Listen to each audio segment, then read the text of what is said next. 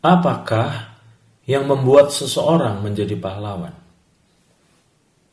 Tentu bukan hanya keberanian yang dimilikinya saja, tetapi ada satu hal yang membuat seseorang tampil sebagai pahlawan, yaitu di saat ia mulai berhenti memikirkan dirinya dan mulai memikirkan kepentingan orang lain. Di masa-masa seperti ini, saudara dan saya tergoda untuk terus memikirkan diri sendiri, terus mengkhawatirkan diri sendiri tentang bagaimana masa depan kita. Tapi ketika saya mulai khawatir tentang hari esok, Roh Kudus ingatkan bahwa ternyata Bapa melarang kita untuk khawatir. Bukankah di dalam Injil Matius pasal 6, Tuhan berkata, janganlah engkau khawatir. Berarti dengan kata lain, bahwa sebenarnya Tuhan sebagai Bapa yang mengasihi kita melarang untuk saudara dan saya khawatir. Apa alasan dia melarang? Karena dia adalah Bapa yang bertanggung jawab. Dia adalah Bapa yang berjanji bahwa sekali-kali dia tidak akan pernah meninggalkan dan tidak pernah membiarkan. Masa sulit pasti menyulitkan kita.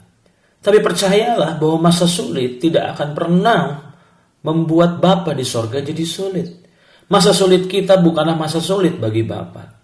Itu sebabnya terus ingatkanlah diri kita bahwa sebenarnya Tuhan melarang untuk kita khawatir.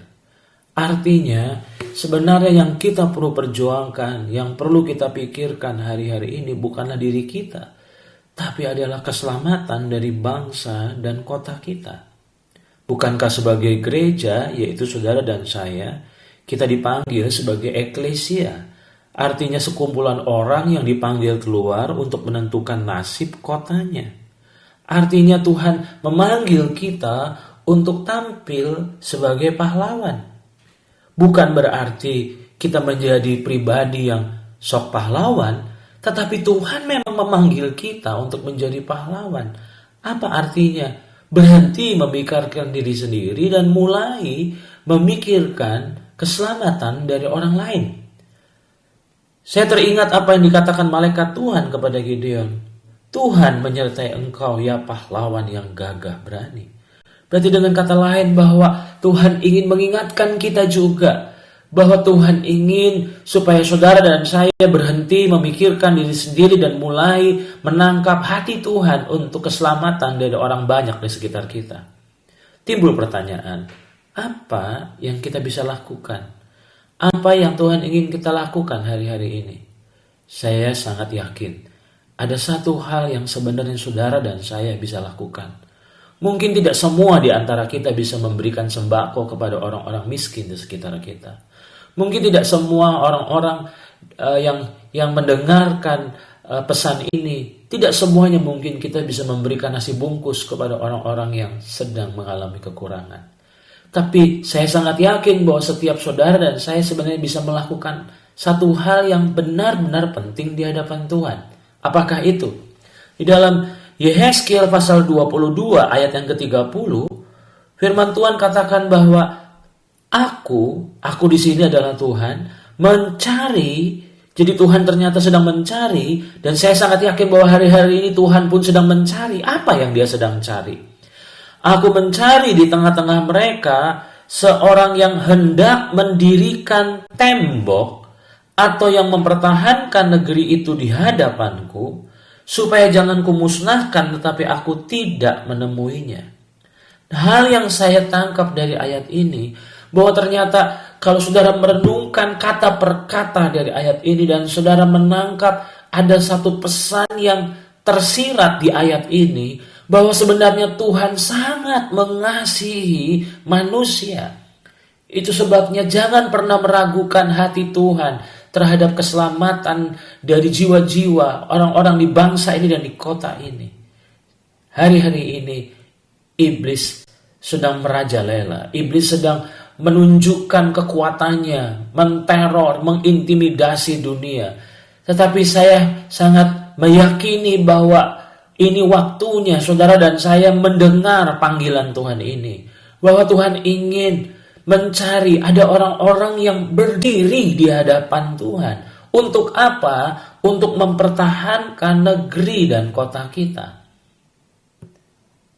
Pertanyaannya, bukankah saudara dan saya dipanggil untuk mulai memikirkan kepentingan orang banyak? Sebelum kita berdiri di hadapan orang, Tuhan terlebih dahulu memanggil kita berdiri di hadapannya. Hari-hari ini, lepaskan berkat untuk Indonesia.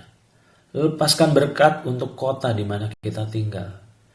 Dan bersyafaatlah bagi keselamatan dari jiwa-jiwa yang ada di bangsa kita dan di kota kita. Saya sangat meyakini bahwa kita dapat mengubah keadaan. Yang pertama-tama adalah lewat doa-doa kita. Doa yang bukan meragukan hati Tuhan, tapi doa yang sangat mempercayai hati Tuhan. Doa yang bukan hanya meminta belas kasihan Tuhan, tapi doa yang sepakat dengan hati Tuhan. Bahwa adalah hati Tuhan ingin menyelamatkan bangsa ini. Hati Tuhan ingin menyelamatkan manusia yang ada di bangsa ini dan di kota kita. Hati Tuhan juga adalah hati yang sangat ingin menolong dan menyembuhkan korban-korban dari virus corona. Indonesia membutuhkan Yesus. Dan bukan hanya itu, Indonesia dan kota kita juga membutuhkan saudara. Untuk apa? Untuk berbuat baik. Tapi sebelum kita lakukan semua hal-hal yang baik, yang pertama perlu saudara ingat dan betapa pentingnya untuk kita melakukannya dengan konsisten, yaitu berdiri di hadapan Tuhan untuk mempertahankan kota dan bangsa kita. Sepakatlah dengan surga, sepakatlah dengan Bapa, bahwa adalah kehendak Bapa, bahwa seluruh jiwa boleh mengalami keselamatan daripada Tuhan. Ini waktunya gereja tampil sebagai pahlawan. Ini waktunya gereja, yaitu saudara dan saya, untuk mulai menjawab panggilan Tuhan ini dan mulai membela bangsa dan kota kita di hadapan Tuhan. Datanglah kerajaanmu, jadilah kehendakmu di bumi seperti di surga. Jangan pernah meragukan hati Tuhan, karena hati Tuhan adalah hati yang dipenuhi oleh kasih.